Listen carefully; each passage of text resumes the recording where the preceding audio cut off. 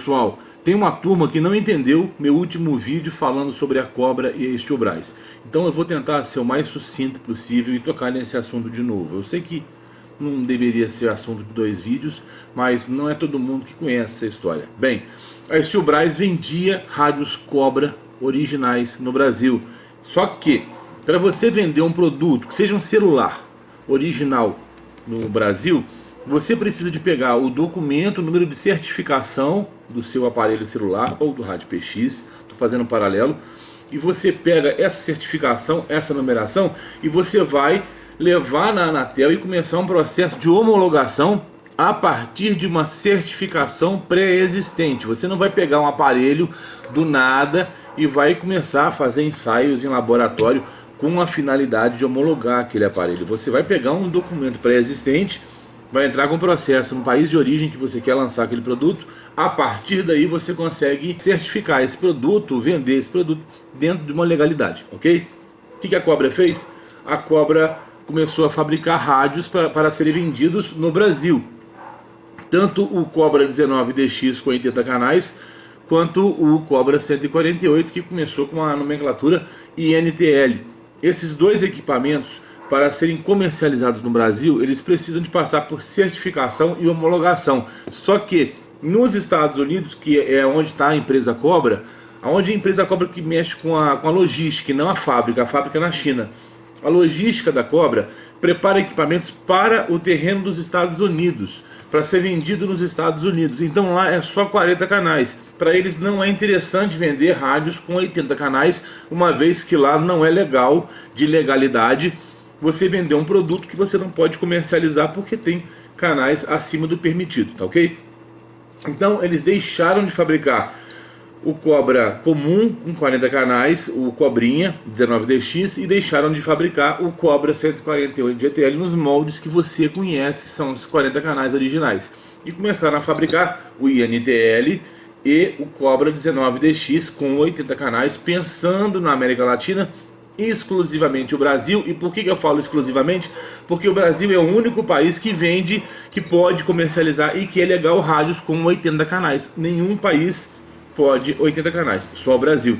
Então, a Steel Braz, com certeza, ciente de que esse produto não seria certificado nos Estados Unidos, porque lá só pode 40 canais, se não 80, ela teria o trabalho de ter que gastar um dinheiro para poder certificar esse rádio no Brasil, porque senão não poderia vender esse rádio com nota fiscal. Um rádio não homologado não pode ser vendido por uma empresa legalizada, legalmente constituída. Então, o que ela ia fazer? Ela ia homologar o produto aqui. E eles estavam esperando aqui esse produto chegar na vitrine para poder homologar, poder começar com o processo de homologação, assim como fizeram com o Unidem.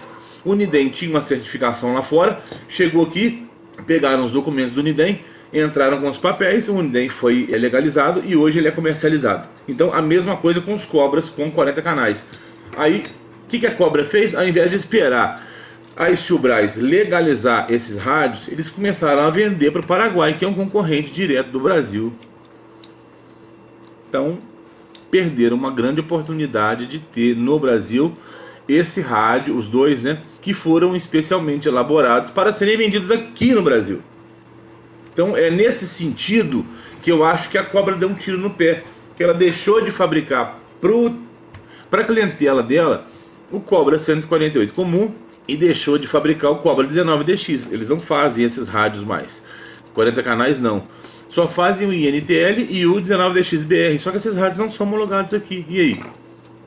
Eles não homologam o equipamento aqui também, porque empresa nenhuma quer representar eles. E criou esse clima meio que sacana. Então, para que você entenda, é isso que aconteceu. A Cobra passou por cima de uma parceria, não quis saber, passou por cima e começou a vender, porque para esses caras o importante é grana, são números, vendas altas, astronômicas, enquanto para a Steel Braz o interessante dela é ter o público dela vendendo aqui no Brasil.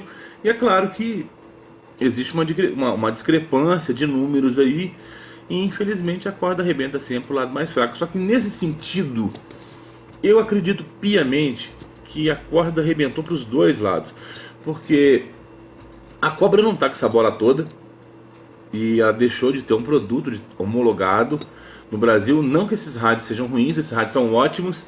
O cobre NTL é fantástico, tem as suas limitações, mas é um rádio muito bom. Mas perdeu a oportunidade de ser legalizado aqui, sabe? Então, aonde é que está a esperteza dos caras? Eles querem números? Beleza, mas chega num ponto que esse produto satura. Se tivesse homologado, poderia ser vendido pro resto da vida. Então, lidar com o ser humano é muito difícil, né? Muito complicado. Então é isso aí, vocês entenderam? Para que eu não tenho que falar nisso de novo, porque é chato, tá falando de duas empresas que eu gosto. E eu não tô falando mal da Stilbras, eu tô falando que a cobra pisou na bola com a Stilbras. E eu, na minha opinião, eu acho que os dois perderam, porque a Stilbras estava meio que atrelada à cobra há bastante tempo. Eu gostava dessa parceria. A cobra tem rádios bons, só que agora você não acha rádio cobra mais homologado no Brasil. Então assim, eu não considero que a Stilbras perdeu. Eu acredito que quem perdeu nessa história foi a cobra e o consumidor final. Porque hoje você não tem mais rádio cobra homologado no Brasil. Então quem está perdendo na verdade é a Stilbras. A Stilbras perde em venda, mas ela tem outros equipamentos para poder vender homologados. Então, na verdade, quem perde é a cobra, porque não entra legalmente com o pé direito em nosso país. E o consumidor final, que até hoje eu recebo e-mails do pessoal perguntando onde é que acha o Cobra 25 homologado. Em relação com os benefícios, esse rádio é top. Onde é que eu acho o Cobra Bluetooth homologado? Eu queria dar um de presente, inclusive, para o Júnior, que é meu mecânico, meu amigo também. E prometi pro cara, vou ter que dar um meu para ele, não demora, porque fica uma situação difícil, né? Eu prometi. Então, e aí, cadê o rádio Cobra homologado? Não tem. Quem tem rádio homologado Cobra daquela época que a Stilbras vendia rádio homologado, tem. Quem não tem, ou compra o Nindem, ou compra Aquário, ou compra Hanover. É as opções que você tem. Então, você entendeu? É complicado. A Stilbras estava numa situação assim super feliz porque a Cobra ia fabricar um equipamento exclusivamente para uso em território nacional. Pô, eu sei há quanto tempo eu estou falando isso de uma empresa que poderia fazer um equipamento especialmente para o nosso uso, com 80 canais e tal. Pô, a Cobra fez, a Stilbras ficou super feliz dessa parceria, ficou super feliz. Eu me lembro das conversas que eu tinha a respeito disso com o pessoal. Aí de repente um amigo meu que tem Mercado Livre, lá os produtos, falou assim: Alemão, eu tenho aqui o INTL, você quer que eu mando para você ver se é original? Eu falei, pô, beleza. Mandou para mim, completamente legítimo. Uma pessoa da Stilbras tem ainda o contato do Ramon, que é um engenheiro e o responsável técnico pela Cobra, não sei se ainda é, hoje em 2016. Ele confirmou, falou, não, o rádio é feito pela gente e as modificações que você pode fazer nesse rádio, segundo o esquema elétrico, são essas. Eu tenho um esquema elétrico, acho que é a única pessoa que tem esse esquema até hoje. Aí ele mandou a tabela de canais, a forma de chucrutar, todas as modificações possíveis eu tenho, e falou comigo, por favor, não explana, porque eu não sei como é que vai ficar a situação do rádio. Aí o meu contato na Stilbras perguntou, e aí, o que você achou do rádio? Eu falei, eu achei fantástico. Ele, pô, juro? Eu falei, pô, juro, fantástico, o rádio é bonito, a estrutura dele é muito parecida com o Hanover, é um rádio digital, um rádio fantástico. E eu achei o Cobra INTL fantástico. É um rádio que vem com transistores novos na saída, eles te dão assim, um alto rendimento de potência, com alterações ínfimas. Ele original já não tem uma potência baixa. Ele tem um pequeno ruído em FM, dificilmente conseguiria homologar ele com FM no Brasil. A Hanover ficou com medo de fazer isso, por isso que eles habilitaram o FM. No Aquário não corria esse risco, porque a potência do Aquário é muito baixa, muito abaixo do permitido.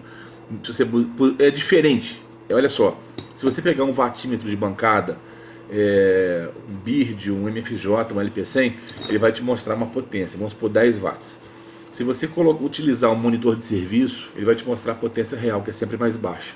Então é muito comum você ajustar um equipamento utilizando um monitor de serviço e depois no watímetro você vê que tem mais potência. Então o Aquário é um rádio com uma potência muito baixa de fábrica, e essa potência muito baixa de fábrica facilita que ele seja homologado, ok? Tem uma tolerância na potência do Hanover, que ele tem uma potência de fábrica mais alta que o Aquário.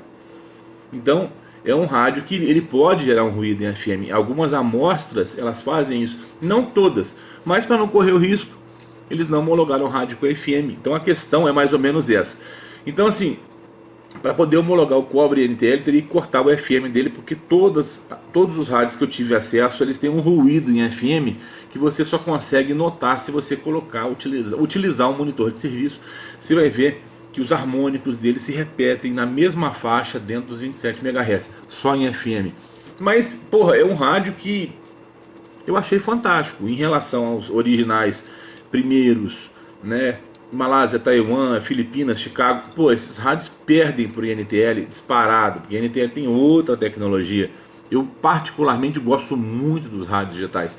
Então, foi um rádio concebido para o Brasil, mas o fabricante não teve pelo representante legal o respeito necessário, ou perdeu o interesse de trabalhar com a Stilbras, ou não sei o que aconteceu.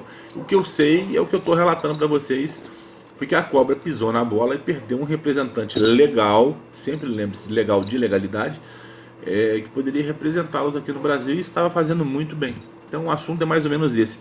E um grande colega nosso que está sempre participando aqui, o Eduardo Augusto, ele me questionou sobre a posição de antena Maria Mole, colocou uma antena na frente, não está conseguindo bons contatos e está meio revoltado porque ele gastou um dinheiro com rádio, comprou aquele Magnum Delta Force, o rádio tem uma potência legal, colocou além do rádio um amplificador linear e duas Maria Mole na dianteira. Deixa eu explicar um negócio para você, cara. Quando você coloca uma antena no equipamento, primeiro ela não pode exacerbar o limite físico do carro. Se o seu carro é um Fusquinha e você puser uma Maria Mole em pé no para-choques, não tem problema. Você pode utilizar isso numa boa. Agora, se você tombar a antena para trás, você não está mais dentro do seu limite físico. Então você não pode pegar essa antena na frente do caminhão e apontá-la para frente, porque você vai arrumar um ruído. E quando eu digo ruído, você vai arrumar atrito. E quando eu digo atrito, é confusão mesmo com a Polícia Rodoviária Federal, que vai te obrigar a tirar aquela antena dali por vários motivos. Ela vai dar chicotada em veículos que vêm em posição contrária e com certeza pode quebrar o para-brisa, furar o olho de alguém, arrancar a cabeça de alguém. É perigoso? É perigoso. Então você não pode utilizar a antena na frente do para-choque apontada para frente, porque dependendo do policial que for te abordar, ele vai apreender o seu caminhão, a não ser que você tire a antena. E você não está imune à multa, porque você não pode utilizar nada que esteja à frente da placa, ou na frente da placa, ou além do limite físico do seu veículo. E para isso eu vou te mostrar um pedacinho de uma reportagem de um policial rodoviário federal que fez uma abordagem e você vai entender melhor. Essa antena dele está passando os limites do veículo. Pode causar um acidente, uma freada brusca.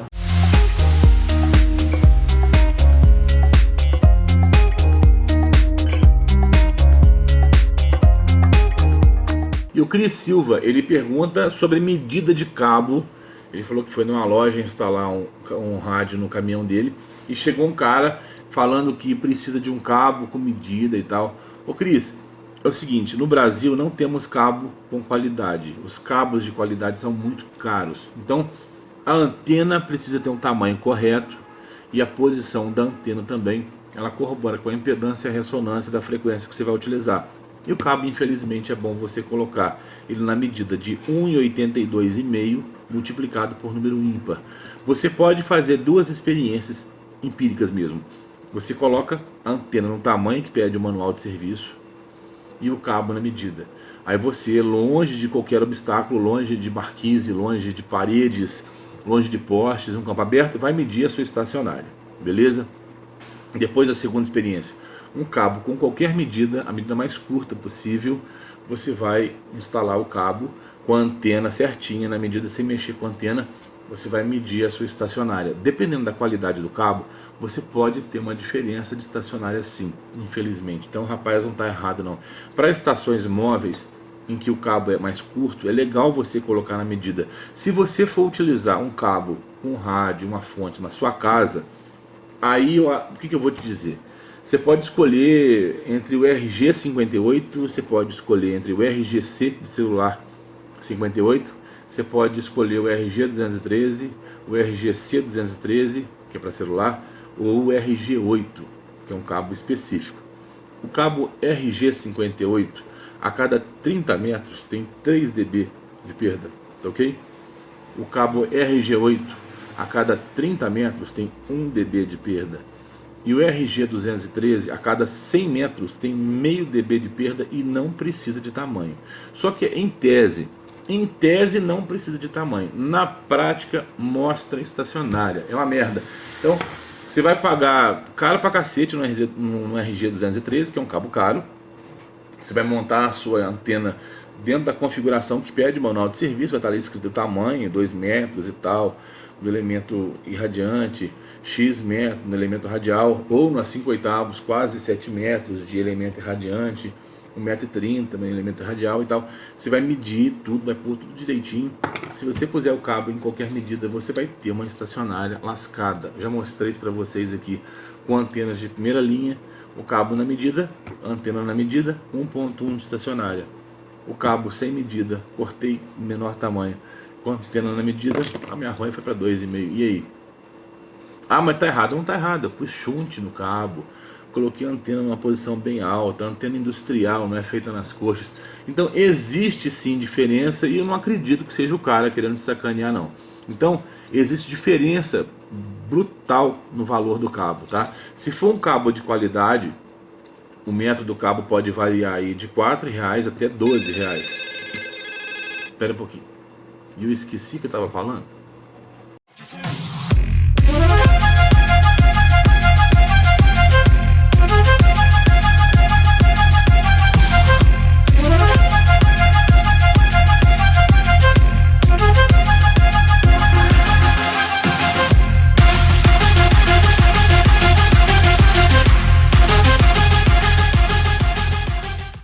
Estava falando de cabo. Então já sabe, você pode colocar o cabo no tamanho que você quiser e pode ter um bom resultado ou não. Esse que é o problema. Por via das dúvidas, coloca o cabo na medida e evita a amolação. Beleza? Um abraço para você, cara. Se precisar de alguma coisa, pode entrar em contato com a gente. O Phil Ramos tá me dando uma força no YouTube. Queria te agradecer, tá bom, Phil?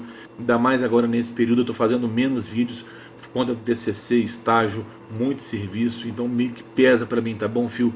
Muito obrigado. E o Carlos Renato Souza, ele pergunta se tem como instalar um bip dentro de um radinho PX. Carlos, esses bips são feitos para serem instalados dentro do rádio. Do lado de fora não é legal porque pode dar problema. Você tem que injetar o bip na entrada de áudio do rádio. Então tudo que mexe com áudio é bom você colocar dentro do rádio, encapadinho, bonitinho, e fixar lá dentro. Uma questão de achar o espaço ideal, às vezes cobrir a plaquinha de bip com uma fita, prender com a fita Heller e deixar o negócio funcionando numa boa, tá ok? E esse e-mail foi um pouco extenso, eu vou ter que ler aqui, tem jeito não, é do Darlan Bresolin. Ele faz as considerações: olá, como vai, tudo bem? Graças a Deus, prazer ter você aqui no nosso canal. Aí ele pergunta o seguinte: de qual é o melhor cabo para fazer a ligação do rádio com a antena? Cara, a ligação é tão curta, sabe? A instalação é tão estreitinha. Se você utilizar ali um RG213, fica ruim até para você instalar. Você vai precisar de um terminal gigante para poder aterrar na lata e vai ter dificuldade para poder soldar até o conector. O negócio é meio ruim. E para poder manusear o RG213 é muito difícil. Então você pode utilizar o RGC58, que é um cabo de boa qualidade, é um cabo que você vai achar no mercado. É o mais interessante, é você achar no mercado, tá ok? Aí ele quer usar um rádio homologado, que está na estrada, e eu acho que vou comprar na Shopping Antena por indicação sua, mas se tiver alguma loja mais próxima do seu laboratório, fique à vontade de me informar, apoio assim, gasto menos com o transporte do rádio. Ah tá, você quer pegar um equipamento homologado e colocar um display azul no painel, não tem problema. Você pode comprar na Shopping Antenas, eu vou te indicar a Shopping Antenas por várias coisas. Questão no trato com o pessoal, trato com o público, questão de garantia do equipamento, questão, sabe, são N questões que você pode levar em consideração. Por isso que eu indico a Shopping Antenas, é uma empresa idônea e responsável. Você compra o equipamento lá, pede o Rafael para poder entregar aqui no laboratório, eu faço serviço e envio para você, você vai ficar muito feliz, eu tenho certeza disso. Tá bom, meu amigo? Um abraço, se inscreve no nosso canal. E é isso aí, turma. Nosso vídeo chegou ao fim. Se você tiver alguma dúvida sobre Rádio PX, sobre serviço, qualquer coisa, pxjf@hotmail.com.br. Eu vou repetir, pxjf@hotmail.com.br, tá bom?